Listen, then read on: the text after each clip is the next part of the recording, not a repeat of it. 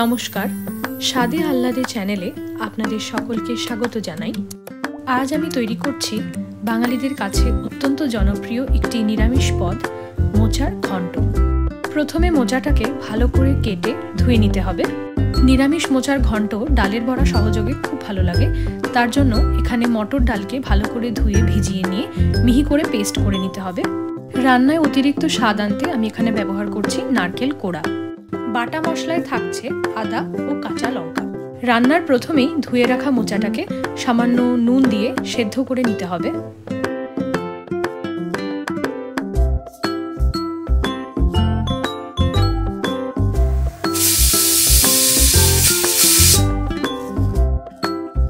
ডালের বড়াগুলোকে ভেজে নিতে হবে, তার জন্য কড়াইতে নিয়ে নিচ্ছি পরিমাণ মতো সর্ষের তেল।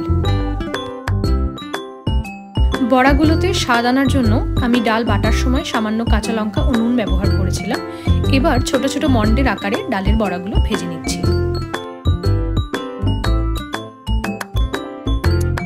ওই বড়া ভাজার তেলেই একে একে ফোড়ন হিসেবে দিয়ে দিচ্ছি তেজপাতা, শুকনো লঙ্কা ও গোটা জিরে।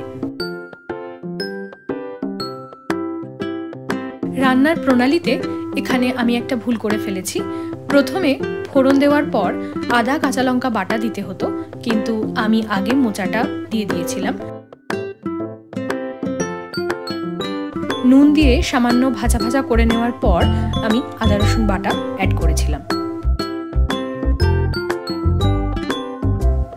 মোচা থেকে জলটা ছেড়ে এলেই এবার একে একে গুঁড়ো মশলাগুলো অ্যাড করে দেব। তার মধ্যে আছে হলুদ গুঁড়ো, লঙ্কা গুঁড়ো আর আগে থেকে ভেজে গুঁড়ো করে রাখা জিরে ও ধনে।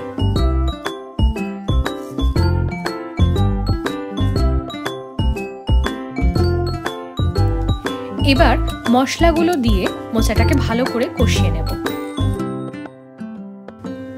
মশলার কাঁচা গন্ধটা ছেড়ে গেলে দিয়ে দেব নারকেল কোড়া। নারকেলটা ভাজা না হয়ে আসা পর্যন্ত নাড়তে থাকব।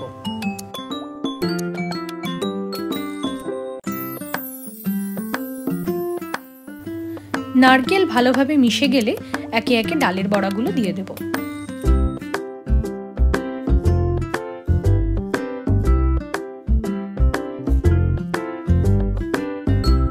দিয়ে দিচ্ছি ছোট চামচের 1 চা চামচ ঘি।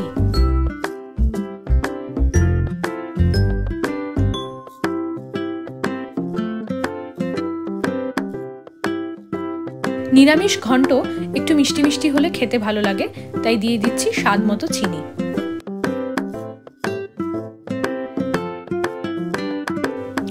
যার থেকে এই রান্না শেখা, রান্নার মাঝে তার একটু তদারকি ও তারিফ না থাকলে রান্নাটা সম্পূর্ণ হয় না।